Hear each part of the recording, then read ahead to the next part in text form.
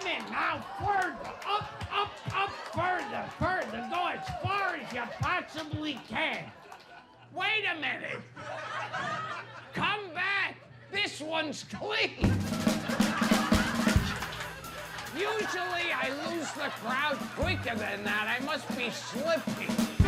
He's an actor, voiceover talent, and comedian. The great Gilbert Gottfried. I don't know how I know Gilbert. He's always been in the zeitgeist. You know his voice as soon as you hear it. Oh, stop. He doesn't really filter himself, and I think that's why people are drawn to him. The worst thing you could say to me is, don't joke about that.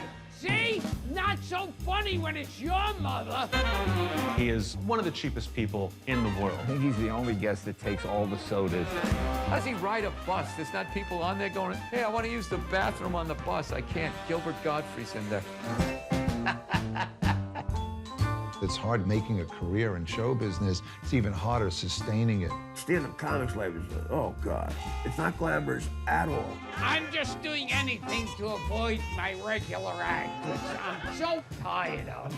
People assume he's his stage character. That's the furthest thing from the truth. He's a very sweet, rather shy person off stage. It's quite amazing to see him when he's not on. A lot of memories being here. My father, he used to get very angry about my brother. I dropped out of high school. I'm sure my father thought he's the loser of the group. Is always a little surprised that he became a husband. Nice to meet you. Yeah. And a dad. Is your dad funny? Not really. Not really. He seems like a gentle soul, but a gentle soul is not usually loud and obnoxious. Gilbert's somewhere between Mark Twain and a birthday clown. There's an explosiveness to him. He's the real deal. Say, I don't like the way you're talking to her. Come on, you and me are gonna have to tangle. And you too. That's it. Remember, this is a family show. Yes, I know. That's the first thing you told me. That's the first thing everyone tells me.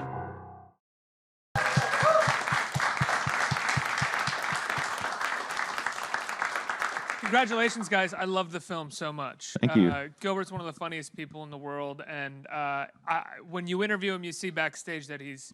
The first time I ever interviewed him, I expected the Gilbert Gottfried to come in from the stage, and it's nothing like that at all. He was just this quiet, sweet man stealing all the food in the green room. It was very nice. A lot of snacks. Neil, how did you get associated with Gilbert, and what made you want to make a documentary about him? I wanted to because I grew up in the 80s, and so if you grew up in the 80s, Gilbert's everywhere. He's always just in the lexicon. So he was always part of my life, and I just got really curious about what it's like to live as a character, to be always this persona that everyone sees you as. And I honestly, about 3 or 4 years ago, I just started telling people I'm going to make a Gilbert Gottfried movie. I would just say it out loud, but I never really tried. Like, I never called his agent or his manager. And one day I was walking down 6th Avenue here in New York City with a woman named Astrid Dorff, and she goes, "What's your next movie going to be about?" And I said, "Oh, it's going to be about Gilbert Gottfried." And she looked at me like I was crazy, and she goes, "That's so weird you said that to me." And I go, "Why?" And she goes, "Because his wife is my best friend, and they live 2 blocks that way." So I met them the next day. And 7 months later, Dara called and said, "Look, just come out and start hanging out, and we'll see how it goes." And I live in LA, and I moved to New York and just would go to their house every day at 9 in the morning and sort of forced myself into Gilbert's life. Dara, what would you say, see how it goes? How could it have gone badly for you? Well, what wouldn't you have liked? What happened was he really wanted to make this movie and was really persistent, and I admired his other 2 movies that he did. And I knew how passionate he was and how much he really wanted to do this, but every time I would ask Gilbert, you really didn't give me an answer. I don't know. Documentaries are for when you're dead, or if you cure cancer or find a cure for polio. But so he couldn't make a decision, so finally I just called Neil and I said, "Listen, come for a week, try it. If Gilbert's comfortable, then you'll stay. And if he's not comfortable, at least you said, at least you gave it a try." And the next day, he was at our house. Can I ask, what's the difference between Gilbert comfortable and uncomfortable in his private life? Because Neil had said to me, he goes, "I always dreamt of doing a Gilbert Neil had said to me, see, I don't understand these. How long have you been doing this, Gilbert? Yeah, these newfangled inventions. Yeah, I can't keep up with the advancements that have happened in the business. Yeah, Neil came up to me and he said, I've always dreamt of doing a Gilbert Gottfried documentary. And I said, well, you should set your dreams a lot higher than that. Like start off with a Yakov Smirnoff or something. What were you most worried about in making a documentary about yourself? Oh, everything. Because it's like I said, I thought like, you know, a documentary, one, yes, you should be dead for God knows how many years, or you had a whole lot, you built 100 schools in a third world country or something. But so that bothered me, and the other thing that bothered me, and they have it in the film, is where I always think of that scene from Wizard of Oz, where it's like, don't pay attention to that man behind the curtain. Oh, right. You don't want people to see the man behind the curtain, essentially, for your act. Yeah. Yeah. Do you also feel, though, that, like, I wonder if you can see how iconic you are and how much you've meant to entertainment and to comedy over the past, 5 decades. If you actually can see that, or if you just sort of feel like a regular working comedian. Yeah, I feel like just a working comic. It's weird when people say iconic or legend. When they say legendary, I think that means I'm going to be dead in a couple of days. It's like, well, I mean, you spend you have your own podcast where you essentially, you talk about icons to you, screen legends and icons of a certain period of time. But to a whole host of a generation of comics and people who love comedy, you are an icon as well. yeah, that's something, it's a hard thing to get used to. And I don't like to take it too seriously because then you become, there are like a lot of these self-proclaimed grand old men of comedy.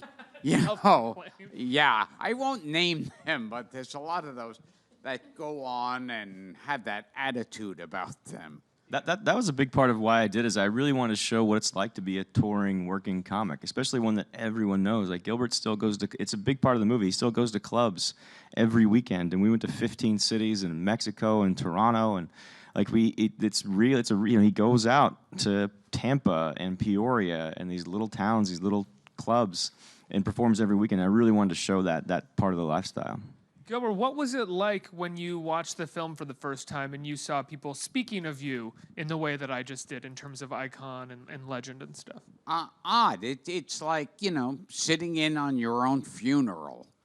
But in some sort of narcissistic way, that's got to feel pretty good. I mean, most people wonder what it's going to sound like at their funeral a little bit. Yeah, well, Well, just like how I imagine my funeral, I think if I could look down and watch it, I'd go, well, wait, how come I didn't get this guy and this guy there too? It's, I want to count. How many Twitter followers does he have? You want to know how fame-filled your own funeral is? Yeah, the oddest thing is we wanted to get Jim Carrey to speak about me. And, if when you go out, when you reach out, some say yes, some say no. And Jim Carrey couldn't do it because he was on trial for killing his ex-girlfriend. and I thought, boy, what some people will do to avoid a Gilbert Gottfried He could have just said no. I mean, but to throw that detail in there, he really wants you to know he's busy. Yeah. I mean, he could have said, "Oh, I'm out of town that day." Dara, is that something that when Neil approaches and says he wants to make a documentary about Gilbert, are you aware of why that would be of interest to so many people? I mean, having been with him for 20 years, we've been together almost 21 years. Of course, I mean, for me, I kind of thought it would be a good idea, again, because I really trusted Neil and I really knew how much he respected Gilbert and admired Gilbert, and I knew whatever he would do, it would be respectful and it'd be, a classy movie. It wouldn't, you know. So I trusted him. But I thought it would be good, I guess, to show that he's not just one-dimensional. It's not just the voice, because everyone would say, oh, you know, oh, does he really talk like that, you know? Well, it's funny, when I was up for the role of the parrot in Aladdin, I think it was Roy Disney or someone at Disney who said, I don't know, I think he's a little one-dimensional. And I thought, so I don't have the dimensions to be a cartoon parrot? Yeah, it's like, what, you got to call in Daniel Day-Lewis now? It's like... You say in the film, there's a moment in the film, and I didn't realize this about your career, that, and I don't think you were kidding, but that there was a period of time where you didn't go blue at all in your comedy. Oh, yeah. And when did that change? Was that in the 90s that changed? Or? I don't know exactly. I mean, I always liked dirty jokes, but I used... You really like Yeah, now I can't go 5 minutes without... And it's... I remember I used to go out of my way to make sure that the joke itself was funny without a dirty word in it. And it was like, because I would see comedians on TV, and they'd have a joke where the punchline would be, and I wore a hat. And you go, that's not funny. And then I would think, oh, the producers of this show saw him at a club where he go, and I wore a fucking hat. And they go, oh, that's funny. And they hear the laugh, and they go, that's a great joke then. And they go, we can't say fucking. And then they realize that was the only thing funny about it. So I used to go out of my way to say, like, if I had to say something, I'd go, have sex instead of fuck or anything like that. Go ahead. Oh, I was going to say, do you think it was after the Aristocrats? That might have opened the floodgates more. Do you mean when you did the Aristocrats at the Aristocrats? Excuse me. Well, you know, this is funny. Yeah, I was going to say. When the Aristocrats opened, at one of the theaters, one woman stood up angrily and indignantly in the middle of the Aristocrats and said, this isn't the Aristocats. It took her halfway through the movie. Yeah. Yeah, you kind of wonder at what point did this sink in. Was she just stewing for like, this is not the like? Yeah. Eventually stood up and said something. But when you say the Aristocrats, was that when you told it at the roast? The Hugh Hefner roast. Yeah. I'm curious, you mentioned Twitter a minute ago, and one thing that you cover in the film is the sort of Twitter controversy where you made a few jokes about the tsunami, right, in Japan, and you lost an advertiser, and you were really thrown under the bus by like basically anyone who was on TV talking for a living. Oh, yeah. And what does it feel like to watch our president right now tweet the craziest shit on a daily basis and still be the president and still maintain his voters, yet you made a couple jokes and lost, you lost a lot of money. Yeah, it means I should have become president back then, They would have said, okay, fine. Because it's so funny, and even in the film, I think there's one news anchorman who goes, and, he's reporting, they're showing footage of Japan, and they're saying, and to make matters worse, to make the situation worse, comedian Gilbert Gottfried, and you go, wait, how did I make it worse? Right. I don't think that, it was so strange because I don't think the people who suffered from the tsunami were looking at Twitter on their phone like, exactly. No, Gilbert! Yes. As they drown in the water. It's like, I think you were sort of left out of there, sort of making it worse. But it must be so interesting because I was watching that footage and I was like, wow, this must have been slow news week for them to really be going after this at the time. They pick out stories, it's like that old advertising expression, like, let's run it up the flagpole and see who salutes it. it's like that's what a lot of news stories are like. You know, we'll see if this one has legs. And so sometimes they'll come out with a big shocking thing, and it's like, anybody? Come on, you don't care? All right, next news story. Neil, what was the toughest part about making this documentary?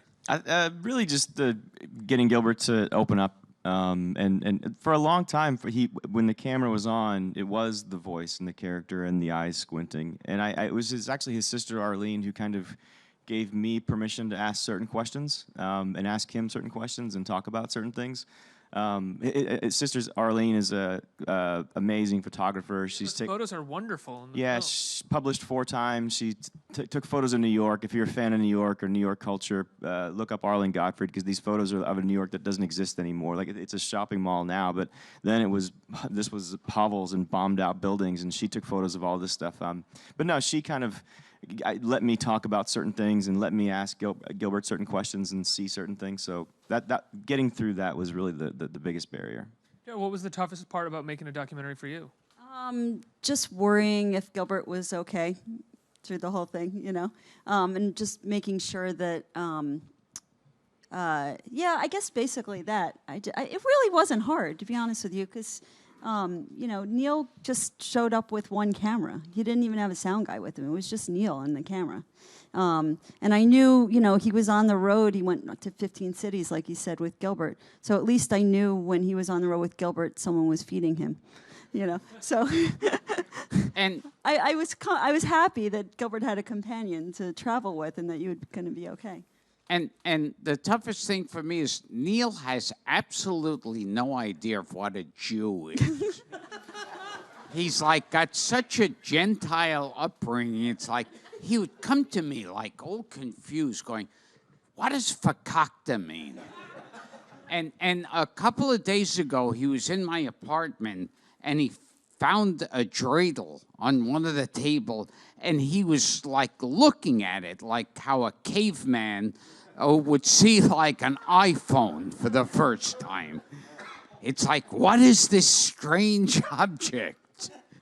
Was it, I mean, Gilbert, I wouldn't say that you've hidden behind your character or anything. I mean, the character is obviously part of you, and it's hilarious when you do it. But did it feel strange for you to open up about your family and your sisters and your parents? Because you're not the kind of comic who goes on stage and sort of, like Louis C.K., we know about his family and everything because he writes about it, he does bits about it. You don't do that. Yeah, no, it was never like family, no kids or anything like that.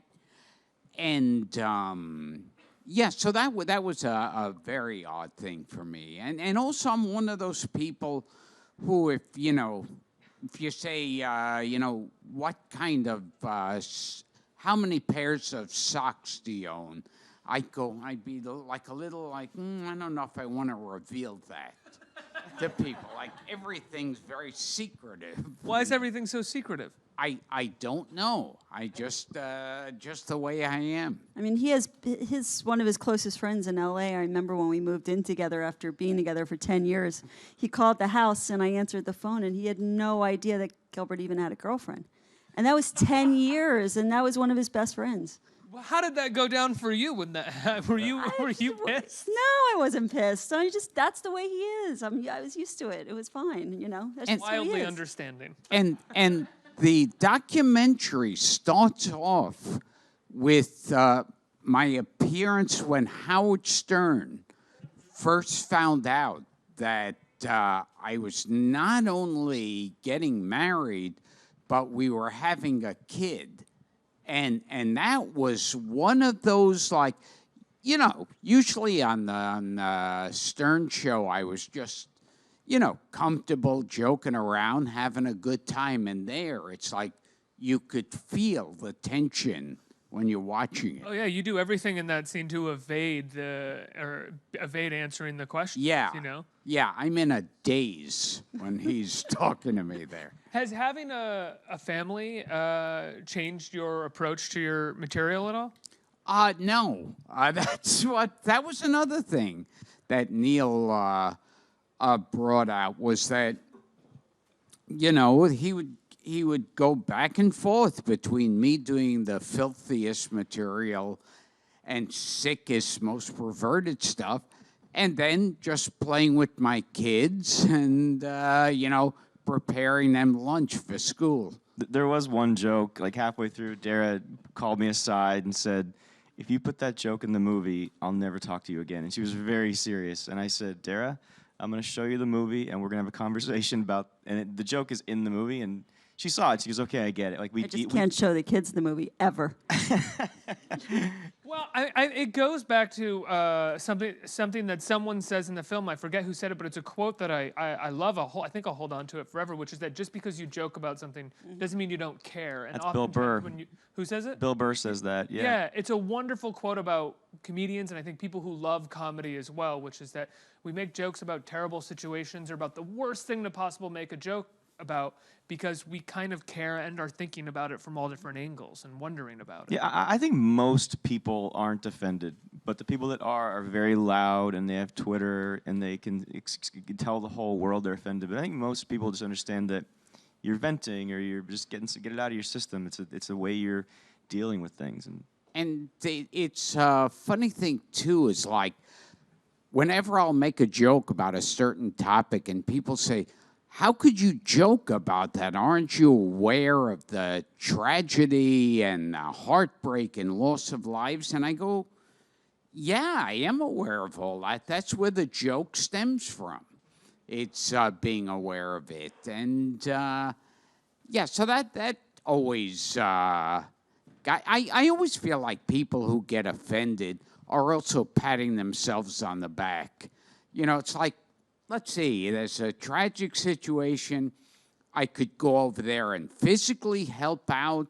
I could send a generous donation, or I could get offended. And then they go, see, I'm a good person. Tell everybody that they're offended and that they care more than everybody else because they're offended. Yeah, and they usually get offended for other people. Mm-hmm. And it's like, because I always thought like, in Japan, during the tsunami, were they actually running to their laptops, logging onto my Twitter account? You know, somehow I don't think so. You know, you said that having kids and a family, you know, didn't necessarily change your material. But I'm wondering if doing this documentary and opening up for this documentary and releasing some of that sort of secretive wall that you've held up for so long has changed your approach to your material at all. Dara says no. Not so much, no. But I will say... to change at this point? Yeah. It's like I'm still on stage going, hey, how many of you watch Gunsmoke? If anything, the thing about having kids, I find it's not until you have kids that you have any idea of what your parents were all about. You know, it's like your parents are like these two people who are totally out of it, who get in your way. And then the minute you have a kid, you go, oh, okay, a light goes on in your head. Wow. What did you realize about your parents and you? Yeah, well, you know, you find yourself thinking and saying the same things that they said to you. And you're thinking about it in ways of like, oh, wait, you know, you're worried about them, like how are they going to live in the world and everything. And it's like, so I got, you know, so I can only imagine what was going on in my parents' heads when they thought they have this son who thinks he'll be, you know, the next Charlie Chaplin or something. It's now it makes no sense to me. You get more logical as you get, like, I always say this, I had stupidity in my corner because I was too stupid to think about the odds against it. What would you? It's a big part of the movie. We talk about that is the tough relationship with his father because his father wanted him to get a job. Like, you know, he quit school at 15 and became a comic immediately. And you would be frightened if Max or Lily wanted to be a comic, right? You kind of feel what he was thinking. Yeah, it's like, because back then especially, the comedy boom hadn't started where it was like comedy was a career option. And so that seemed like really nutty. And now, when people say to me, how would you feel about your kids going in comedy? And now that I really have some idea of it, I can understand if my kids were to say to me, well, we're just going to go out in the street and dig into trash cans and take out soda bottles and turn it in for the 5-cent deposit. At least that makes sense. You know, show business doesn't. It has no rhyme or reason. You don't feel like, as someone who's worked in the industry, for lack of a better word, for so many years, that if they came to you and said, I wanted to be a comic, you could steer them a little bit in a direction? You know? Yeah, no. Learn how to write, so if you're not performing, you could maybe write on something. Yeah, it's like when people ask me that, I always feel like they're either one saying, you know, just take me and put me in show business, like, or sprinkle some success dust on me. Or the other thing is when I'll tell them, really the only thing I could think of, which is, well, you know, you got to just go on stage as much as you can and keep doing it and keep trying stuff. And you see that look in their face, like that's not the answer they want. Because it's like when someone asks you, gee, what's a good way to lose weight? They don't want to hear give up ice cream and exercise. They want to hear there's some really simple way where you can eat all the cake you want and sit and watch TV and the pounds drop off. Dara, what would you say if your kids said that they wanted to become comics? Well, I know I don't want them looking for pennies, going through garbage cans and turning in. But you know what? I'm supportive. I'd be supportive for whatever it is they want to do. I mean, our son is like, I wouldn't be surprised if he wants to go into comedy, although he also wants to be a banker and a doctor, and he wants to be an actor and comedian like Jim Carrey, not like his dad. He said like Jim Carrey. True. I wouldn't be surprised if their daughter gets into the arts. And Lily loves to act it, also. You know, you'll see in the movie. She's like, you can't take your eyes off her. She's just really stoic. She's more like Gilbert in real life, where Max. Dara's looks, fortunately. Yeah, that's interesting. What Neil was saying is like, my son is like me on stage. He's like out there and he's joking and being a clown. And my daughter is like me, like walking around or in situations where I'm uncomfortable, like where, you know, just like looking around quietly. Yeah, she's very stoic and calm. And yeah. Let's get some questions here from our audience right here. Hey, so I had the chance to see the movie at the Tribeca Film Festival, and it was cool. great. There was a scene where you go to perform in front of people that are cosplaying in war costumes. What was that like for you? Did you know going in that they were going to be in costume, and what was it like talking to somebody in like a Nazi costume? I called my editor that night, and I said, I shot something today that no one's going to believe. Yeah, in the film, it looks like, oh, they must have planned this. You got to set it up, I guess. Tell them. Well, it was in Chicago, and I was working a club that was in this resort. And so one entire floor was for war reenactors. And every single war you could think of was in there. You know, there was the Civil War, World War I, Korea, everything. And I immediately rushed into where World War II was going on. And it was so weird. Like, you'd see these Nazi officers with swastikas and iron crosses running over to me, excited, going, oh, I love Problem Child. And they go, oh, could we take a selfie? And I thought, you know, I remember standing there going, Boy, the Third Reich has gotten a bad rap all these years. They're a swell group of guys. But they ended up, two of them ended up going to the show that night. They were nice guys, and I said, if you want to go to the show, come on out. I didn't know they would go in their costumes. So they're in the audience dressed as Nazis. It's like cabaret. It's like yeah, and they go up to Gilbert after the show, and he messes with them. And I remember after we watched it, I showed Gilbert the movie for the first time, and he walked up to me, and all he said was, I wonder what he thinks, if he likes it. All he said was, boy, those Nazis were a gift from God. Because it's a surreal, strange moment. Really funny. They are just cosplaying, though, right? There's no ideology behind their In fact, Gilbert takes a photo with like 12 of them, and you'll see he does the salute to. But they don't do that. They don't do this.